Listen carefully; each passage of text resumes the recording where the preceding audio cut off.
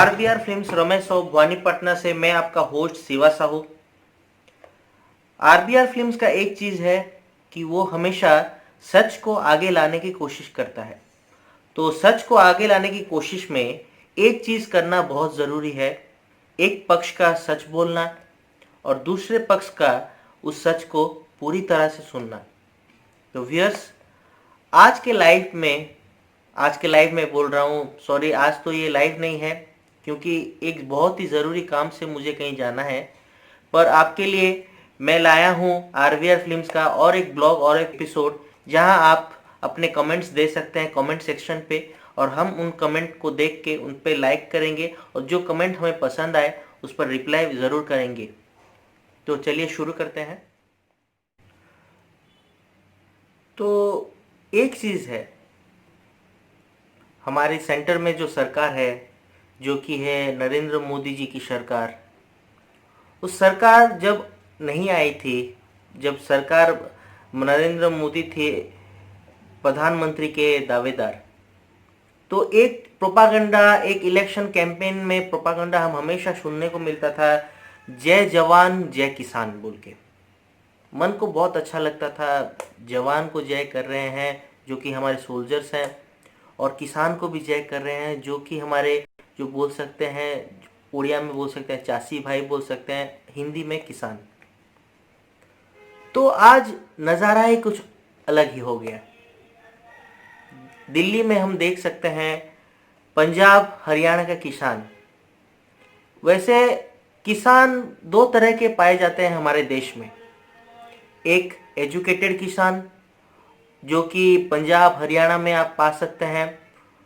उनकी minimum education होती है 10वीं तक, मैक्सिमम एजुकेशन होती है आप बोल सकते हैं ग्रेजुएशन तक, ग्रेजुएट होते हैं वो।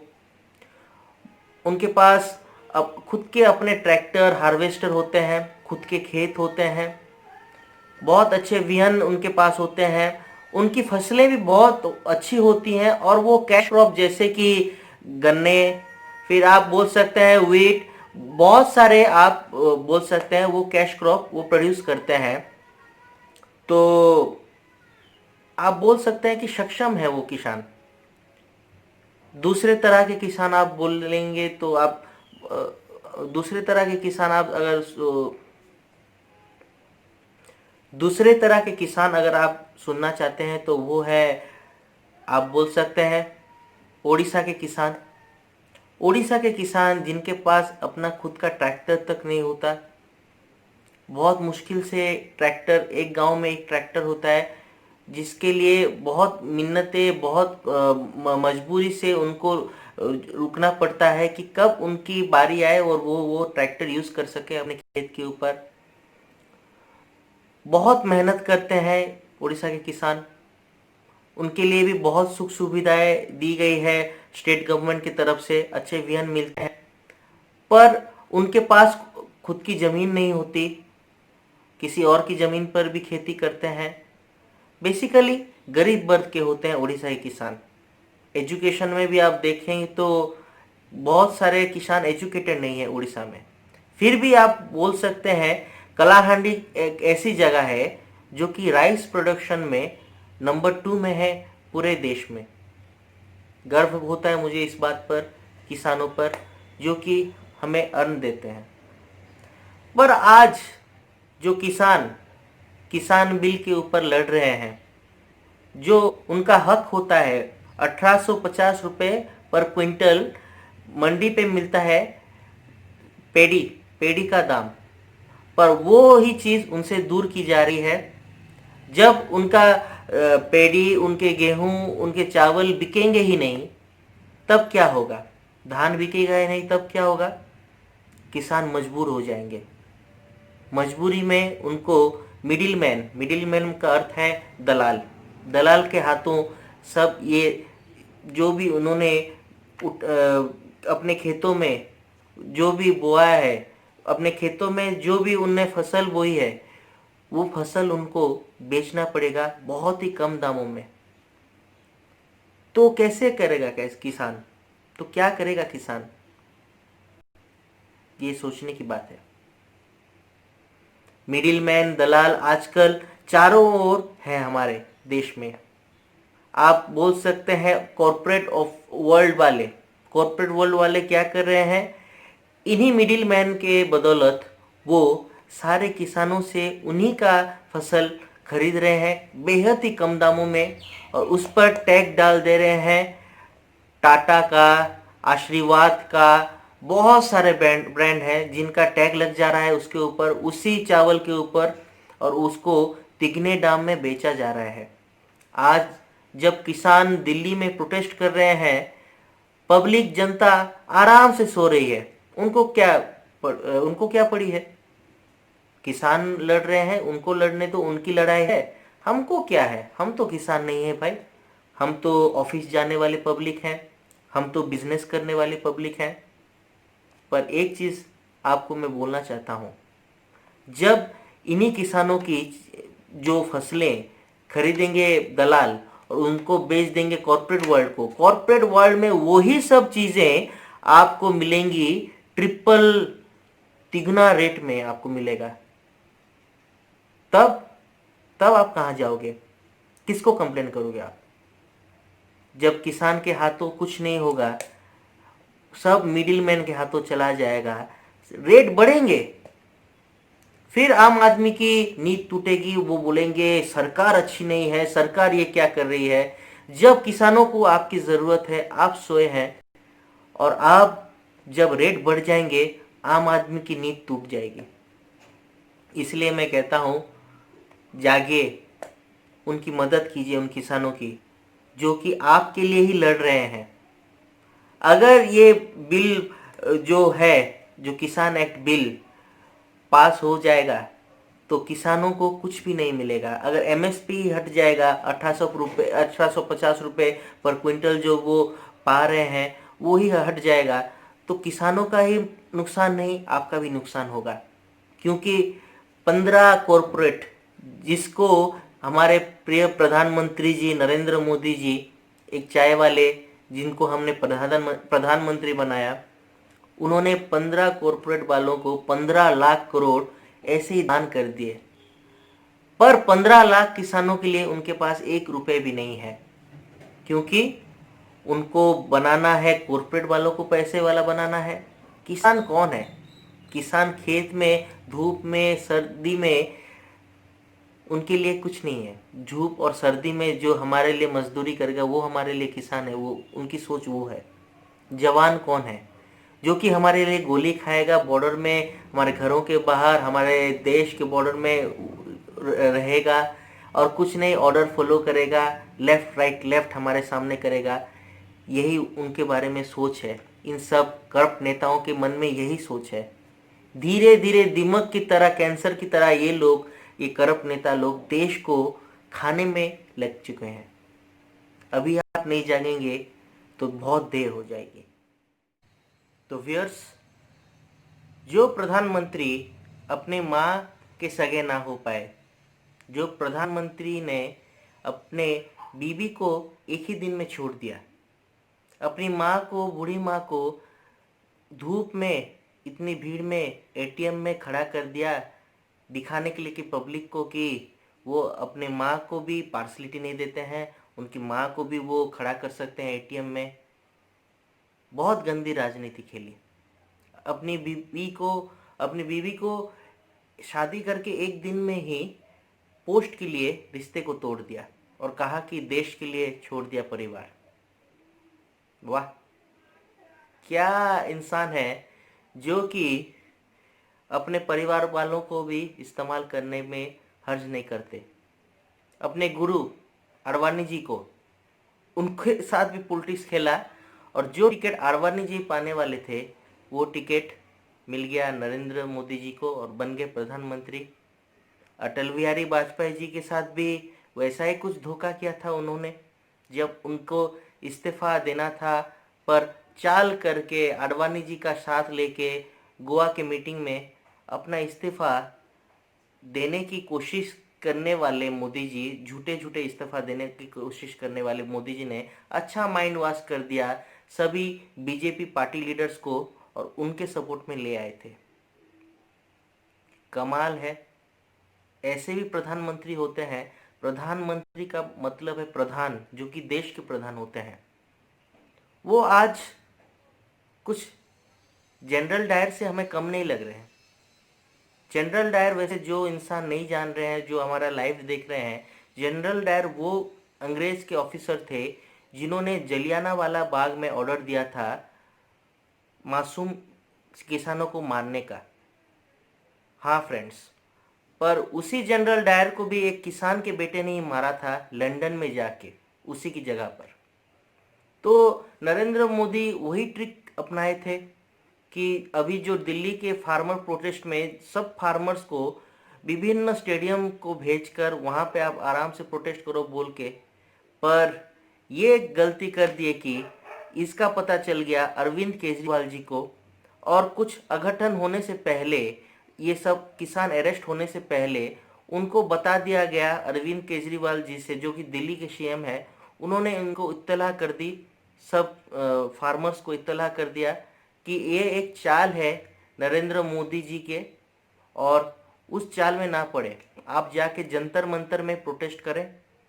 फिर वो किसान जंतर मंतर पे ही रहे प्रोटेस्ट करने के लिए, और उनके चाल में जैसे जनरल डायर का चाल था जलियाना वाला बाग का, वैसे ही नरेंद्र मोदी का भी चाल था। विभिन्न प्रकार स्टेडियम या प्लेग्राउंड में उनको अलग अलग करके अरेस्ट करने का वो मुलासिम हो ना सका, मुमकिन हो ना सका। बड़ा बोलते हैं कि बेटी बचाओ बेटी पढ़ाओ, पर 13,000 करोड़ रुपए जो बेटियां अपने खुद के कमाई हुए तनख्वाह के लिए वेट कर रही हैं, उनको भी उनकी तनख्वाह से छूट दे दी उन्होंने। ये सब किसके इशारे में हो रहा है व्यूअर्स? क्या आपको नहीं लगता इसके पीछे कोई बहुत बड़ा इंसान है, कोई बहुत बड़ा चाय वाला है, या कोई बहुत बड़ा चौकीदार है?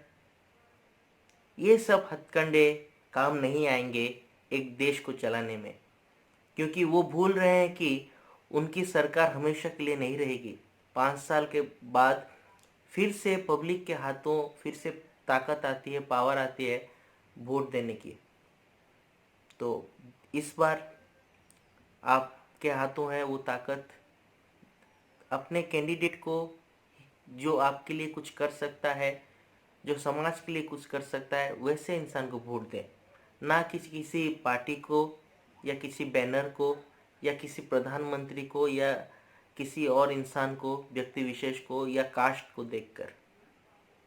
Vote for the right person, never vote for the caste और एनी पर्सन पर्टिकुलर। तो चलिए अभी चलते हैं हमारे जवानों की तरफ, हमारे पुलिस विभाग की तरफ, उनके बारे में कुछ बात करते हैं। ये कुछ सालों पहले की बात है। मेरे पापा मॉर्निंग वॉक करने गए थे स्टेडियम में, तो उन्हें एक सायरन सुनाई दिया। तो गाड़ी का सायरन सुनाई दिया उन्हें। तो मेरे पापा क्या सोचते हैं कि भवानीपट्टनम में जब भी कलाहांडी में सायरन बजता है तो कोई, आई थिंक होगा मंत्री मंत्री आ रहा होगा, कोई बड़ा मिनिस्टर आ रहा होगा दौरे पर कलाहांडी में। तो गेट के पास देखने जाते हैं कि कौन मिनिस्टर आ रहा है। तो जब मेरे पापा देखते हैं गेट के पास, तो देखते हैं कि एक सफ़ेद गाड़ी है जहाँ ऊपर लाल नीली बत्तियां लगी हैं।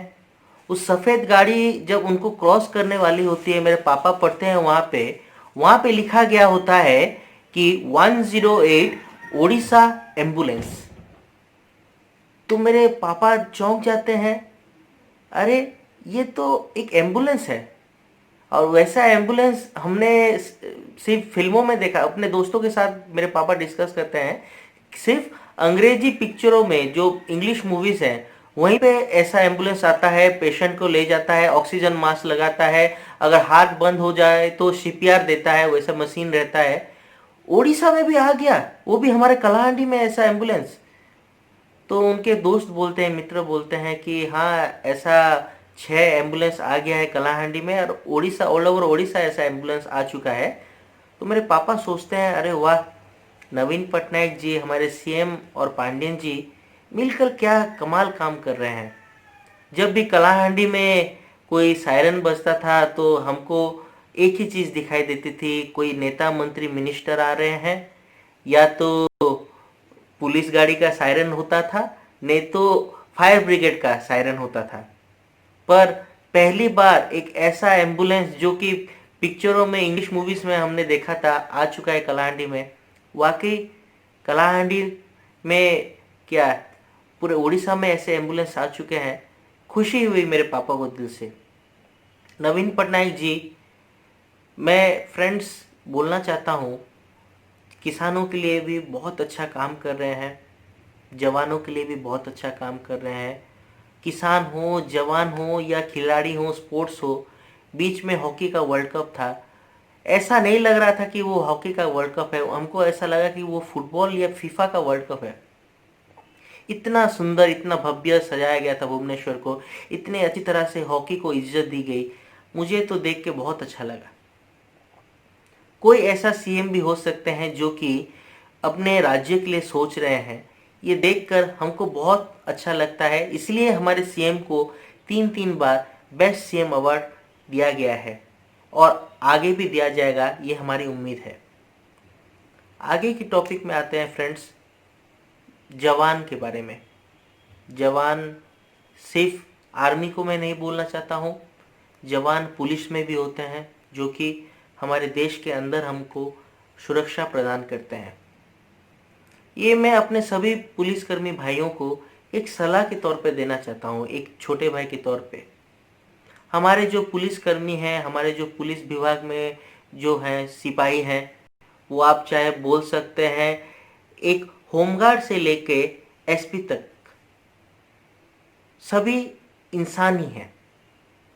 उन्होंने वर्दी धारी की है देश की सुरक्षा के लिए, वो स्ट्रिक्ट रहते हैं, पर उनके अंदर भी एक दिल है जो सोचता है।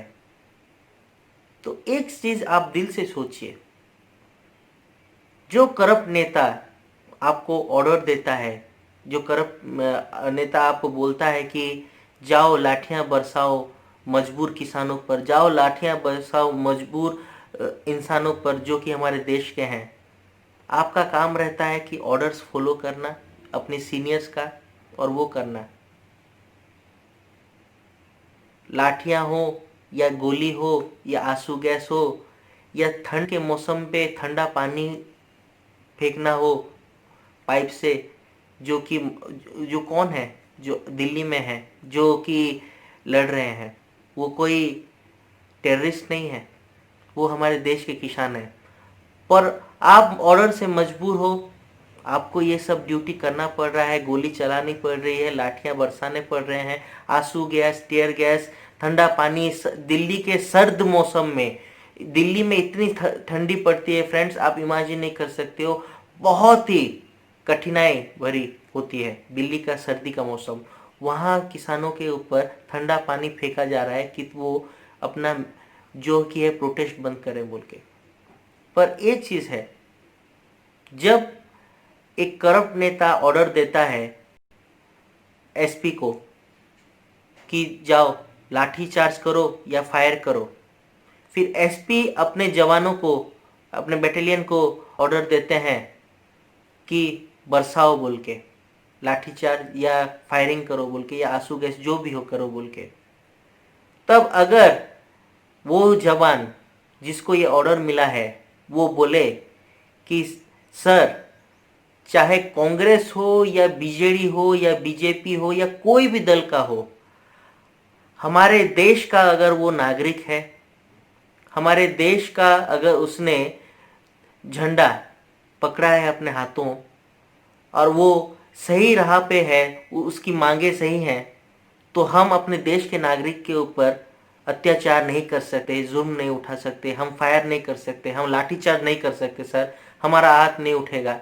क्योंकि हमारा training institute, police training institute में हमें सिखाया गया है, चाहे 100 गुनहगार छूट जाए पर एक निर्दोष को कभी हम सजा नहीं दे सकते। हमारे ट्रेनिंग में सिखाया गया है कि कभी भी कोई भी इंसान अगर देश का झंडा पकड़ा है तो उसके ऊपर आप लाठी चार्ज नहीं कर सकते, गोली नहीं बरसा सकते। तो ये खबर जाएगी एसपी साहब के पास। एसपी साहब बोलेंगे उस करप्ट मंत्री को कि जवान मना कर रहे हैं ये सब करने के लिए। तो एसपी सर बोलेंगे कि हमारे जवान अगर एग्री नहीं कर रहे हैं ये सब लाठीचार्ज गोली बरसाने में, तो हम क्या कर सकते हैं। तो वो करप्ट मंत्री श्योर बोलेगा कि आपके जवान मना कर रहे हैं पर आपके पास तो पिस्तौल है, आप फायर कर दीजिए। एक दो घायल हो जाएंगे या मर भी जाए पर भीड़ तितर बितर हो जाएगी, प्रोटेस्ट बंद हो जाएगा। फिर एसपी सर उसको करप्ट नेता को जवाब देंगे कि उसी एकेडमी से, उसी पुलिस एकेडमी से मेरा भी ट्रेनिंग हुआ है और हमें भी सिखाया गया है कि किसी निर्दोष के ऊपर, किसी मजबूर के ऊपर जो कि सही चीज के लिए लड़ रहा है, प्रोटेस्ट कर रहा है, उसके ऊपर हम अत्याचार या लाठीचार्ज या टीयर गैस या ठंडा पानी या गोली मारना कुछ भी बोले हम नहीं कर सकते। ये हमारे ट्रेनिंग में हमें सिखाया नहीं गया है। जिसने देश का झंडा पकड़ा है, चाहे कोई भी धर्म का हो, कोई भी जाति का हो, कहीं का भी, कोई भी स्टेट का हो, उसके ऊपर हम लाठीचार्ज नहीं कर सकते, गोली नहीं चला सकते। सॉरी सर बोल के अगर फोन पटक दे, फोन रख दे, तब उन नेताओं को, उन करप्ट नेताओं को पता चलेगा कि पुलिस की पावर क्या होती है, आर्मी की पावर क्या होती है। और ये सब बातें सिर्फ हमारे पुलिस भाइयों के लिए नहीं, ये सब बातें मैं अपने जवान आर्मी के भाइयों के लिए भी मैं वही चीज दोहराना चाहता हूं कि आपके पास उतनी ताकत है कि आप खुद अपना डिसीजन ले सकें, क्या सही है क्या गलत है। इस समय देश को आपकी मार्गदर्शिता की जरूरत है। इन करप्ट नेताओं का साथ मत दीजिए। आपके पास हिम्मत है, आपके पास ताकत है, आप पुलिस में हो, आप आर्मी में हो, आपके कंधे पर स्टार्स लगे हैं, आपके सर के ऊपर शेर लगा हुआ है, जो कि किसी नेता को दिया नहीं जाता, किसी मंत्री को दिया नहीं जाता, सिर्फ आपको ये दिया जाता है क्योंकि लोग भरोसा करते हैं आप पर कि आप उनको न्याय दें। तो यही विनती रहेगी हमारे पुलिस भाइयों के और हमारे मिलिट्री भाइयों के ऊपर आरबीआर फिल्म्स की तरफ से कि आप सही का साथ दें। तीसरे टॉपिक पर आ जाते हैं जो कि है करंट टॉपिक तो नहीं बोल सकते हैं पर अभी अंदर ही अंदर उस टॉपिक पे, उस चीज़ पे, उस बिल पे विचार किया जा रहा है चुपके चुपके, और उस बिल के लिए तैयारी की जा रही है मोदी गवर्नमेंट की तरफ से। वो है सीएए और एनआरसी बिल, जो कि है नागरिकता बिल। देखने के तौर पर हंसी आती है इस बिल को देखकर, क्योंकि इतनी कमियों भरा बिल इतने बड़े लोग कैसे उन्होंने बनाया और कैसे डिसाइड किया। देखिए इस बिल का क्या काम है। जो भी हमारे दुश्मन देश हैं, जैसे आप बोल सकते हैं श्रीलंका, आप बोल सकते हैं बांग्लादेश, आप बोल सकते हैं पाकिस्तान, अफगानिस्तान, वहाँ पे जितने भी संख्या, अल्पसंख्या में हिंदू हैं, उनको जो कि प्रतिष्ठित हैं, उनके ऊपर टॉर्चर किया जाता है। अगर वो वापस आना चाहते हैं भारत तो वो आ सकते हैं। तो एक सर्वे के मुताबिक टोटल 1 करोड़ से भी ज़्यादा वहाँ पे हिंदू लोग हैं इन सब देशों में मिला के।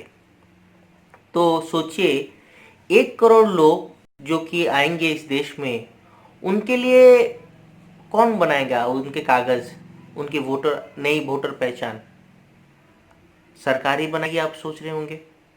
फिर सोचिए उन 1 करोड़ लोगों को आप कहाँ पे रखेंगे। उड़ीसा में रखेंगे, बिहार में रखेंगे, तमिलनाडु में रखेंगे, कहाँ पे रखेंगे। तो आप बोलेंगे कि सरकार ही डिसाइड करेंगे कहाँ पे रखना है। और एक चीज सोचिए, उन 1 करोड़ लोगों को आप कैसे, रोज उनका घर कैसे चलेगा, गुजारा कैसे होगा। तो उसके लिए भी सरकार ने ही सोचा है। सरकार ने बोला है कि बहुत लोगों को डिफेंस में या पुलिस में या अन्य विभागों में उनको नौकरी दी जाएगी। तो एक सोचने की बात है, सरकार ये सब चीज़ें करेगी तो उसके लिए लोग बहुत खुश हो जा रहे हैं, जो कि धार्मिक लोग हैं। हाँ, हमारे हिंदू लोगों को लाया जा रहा है, बहुत अच्छा होगा। और एक चीज़ देखिए इस बिल की खामियां। जो गरीब इंसान मंदिर, स्टेशनों के बाहर, बस स्टैंड के बाहर रास्ते में सोते हैं, जिनका ना कोई आगे का होता है ना कोई पीछे का होता है, कोई भी उनका नहीं होता है, अनाथ हो सकते हैं, गरीब हो सकते हैं, उन इंसानों के पास अपने खुद के घर के कागजात तो छोड़िए, इलेक्ट्रिक का बिल, राशन बिल कुछ नहीं होता। तो उन लोगों को जांच किया जाएगा। जब देखा जाएगा कि उनके पास कुछ भी नहीं है तो उन्हें एक ऐसे कैंप में रखा जाएगा जो हिटलर का आप बोल सकते हैं, नाजी कैंप, जहाँ पे टॉर्चर किया जाता है। इनडायरेक्टली उन लोगों को जेल पहुंचा दिया जाएगा। जब उनको जेल पहुंचा दिया जाएगा तो उनके ऊपर बद से बदतर सलूक किया जाएगा। तो एक चीज़ देखिए, दूसरे देश के लोग यहाँ आएंगे, नौकरी पाएंगे, घर पाएंगे, फ्री में बिजली, फ्री में पानी पाएंगे, पर हमारे खुद के देश के लोग जिनके पास कुछ भी नहीं है वो देश से निकाले जाएंगे। अगर निकाल ना पाए तो भी उनको किस कैंप में रखा जाएगा? उनको रखा जाएगा जेल के टाइप का कैंप में, जहाँ पे उनको बद से बदतर सलूक किया जाएगा। उनको हम नागरिक ही नहीं मानेंगे, ऐसा सोचे हैं। तो क्या इनजस्टिस है ये सरकार की? खुद के बच्चों को, खुद के जवानों को अपनी निकम्मी सरकार जो कि मोदी सरकार है नौकरी दे नहीं सकती। खुद के गरीब लोगों को, भारत में इतने संख्या करोड़ों में लोग हैं जो अभी तक मिट्टी के घरों में रहते हैं, उनको अब हमारी सरकार घर नहीं दे सकी, उसके बच्चों को नौकरी नहीं दे सकती, बिजली पानी कुछ नहीं दे सकती। और ये सरकार बोलती है कि बाहर से 1 करोड़ से ज़्यादा लोगों को लाएगी। अपने ही फॉल्स वेनिटी में, अपने ही छलावे में ये लोग जिंदा हैं अभी तक। एक चीज़ सोचिए, जब ये एक्ट हुआ, पास हुआ, ये बिल पास हुआ, पाकिस्तान या बांग्लादेश या अफगानिस्तान जैसे हमारे दुश्मन देश ने 1 सेकंड में विरोध नहीं किया। क्यों विरोध नहीं किया? इंडिया के एक छोटे काम देखकर भी वो विरोध करते हैं, एक छोटा मोटा काम देखकर भी इंडिया का वो विरोध कर लेते हैं। जैसे कि कश्मीर का 370 वाला जो एबोलिश किया गया, कितना विरोध हुआ, पर इस बिल के ऊपर क्यों विरोध नहीं हुआ? गहरी साजिश है। जो इंसान आएगा दूसरे मुल्क से, वो बोलेगा कि मैं पहले हिंदू था, डर के मारे या ज़बरदस्ती मेरा खतना किया गया और मुझे खतना करके मुसलमान किया गया था, मैं दिल से हिंदू हूँ, ये बोल के वो आएगा, एंट्री लेगा। लेडीज़ लोग आएंगे, महिलाएं आएंगी। तो पाकिस्तान या बांग्लादेश या अफगानिस्तान सोच रहा है बहुत बड़ी साजिश। उन लोगों में से ही बहुत सारे स्लीपर सेल का मतलब है उग्रवादी, आतंकवादी, वो लोग देश के अंदर एंटर करेंगे। उन लोग को जब नौकरियां दी जाएगी पुलिस में, आर्मी में या बहुत सारी जगहों पर, वो लोग हमारे आर्मी और पुलिस के अंदर घुस के हमारे देश की सभी खबरें फैलाएंगे और देंगे दुश्मन देश को। धीरे धीरे और एक नया सबसे बड़ा कैंसर क्रिएट कर रहे हैं नरेंद्र मोदी जी, ये सब गलत स्टेप उठा के। पार्टीशन के वक्त जो लोग आना चाहते थे वो आ चुके हैं, जो लोग जाना चाहते थे वो जा चुके हैं। अभी ये कौन सा चक्कर है कि उन लोगों को लाओ, उनको भेजो, इनको रखो? कुछ ज़रूरत नहीं है। पर एक इलेक्शन के स्ट्रेटेजी के लिए ये बेतुकी की चीज़ें करनी पड़ रही है इस बेतुकी सरकार को, जो कि है मोदी सरकार। तो मुझे तो इस बिल में कुछ क्या सबसे बड़ी खामियां लग रही है।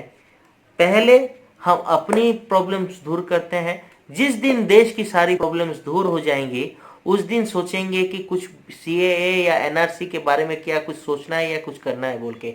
तब तक के लिए हमें इस बेतुके बिल की बिल्कुल ही ज़रूरत नहीं है।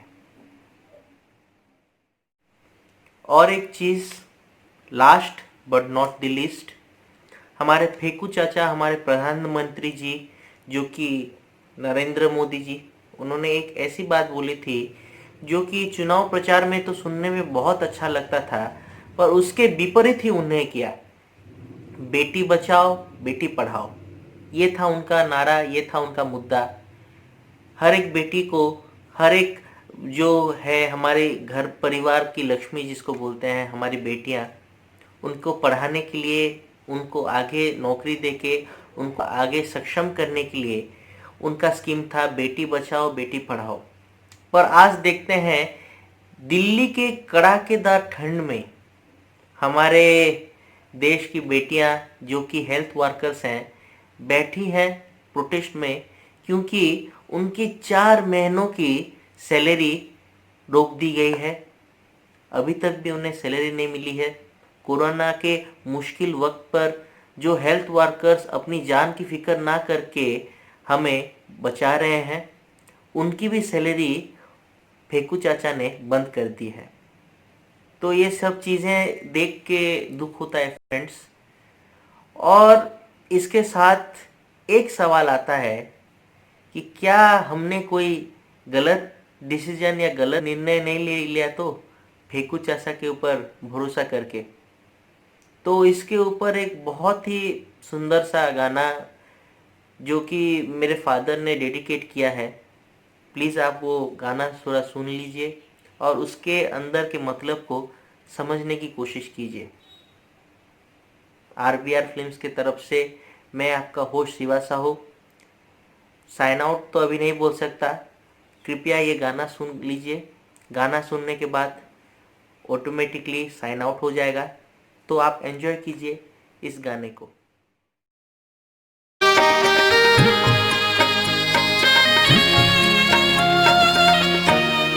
भूलना था तो ये इकरार किया ही क्यों था,